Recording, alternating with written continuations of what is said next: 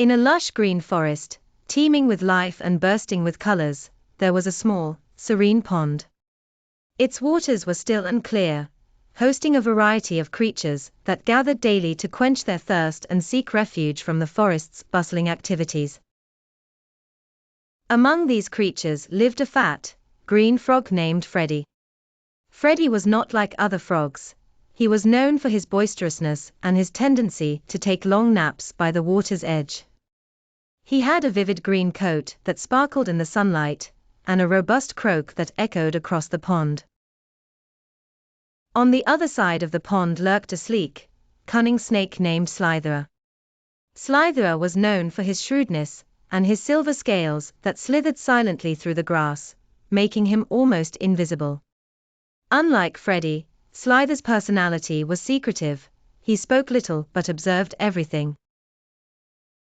One sunny afternoon, Freddy was soaking up the warmth of the sun on a large lily pad. He stretched his legs and let out a loud croak, basking in his comfort. From the shadows, Slither observed Freddy's carefree demeanor with a mixture of envy and disdain. "Look at him," Slither hissed to himself. "So oblivious, so lazy. Perhaps it's time someone taught him a lesson." Slither decided to approach Freddy, but not directly.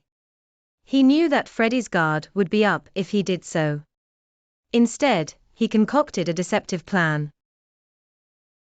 Later in the evening, while Freddy was still lounging at the edge of the pond, Slither slithered near and spoke in a smooth, persuasive tone. "Good evening, Freddy.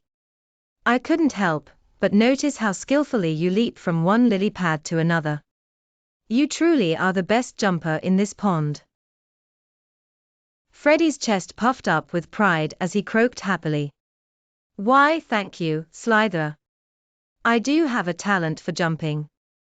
I was wondering," Slither continued, "if you would help me practice my jumps.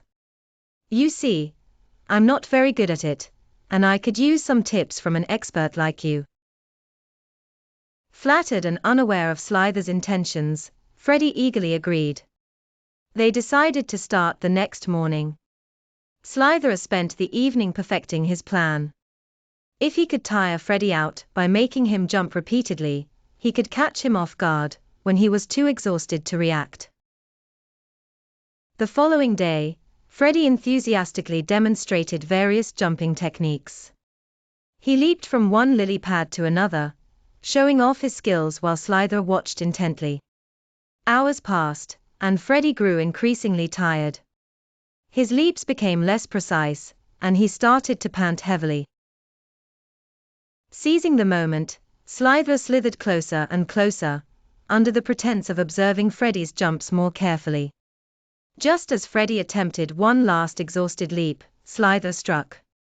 He coiled around Freddy with lightning speed, hissing triumphantly. "You may be a great jumper, Freddy, but you were too quick to trust."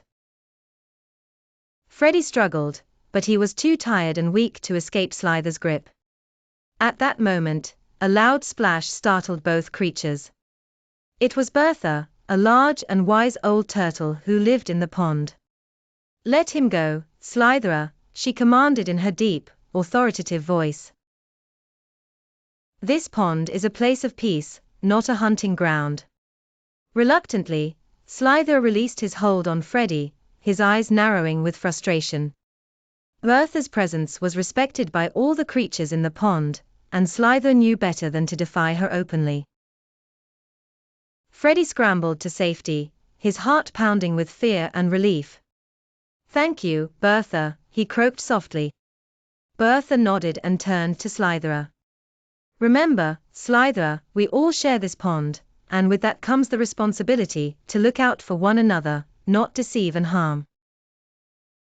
Slitherer slunk away, muttering under his breath, vowing to find another opportunity to satisfy his hunger. As for Freddy, he learned a valuable lesson that day about trust and caution. He became more aware of his surroundings and the creatures he interacted with, growing wiser with each passing day. And so, life in the pond continued, with its daily rhythms and lessons, as Freddie and the others learned to coexist in their beautiful, serene home.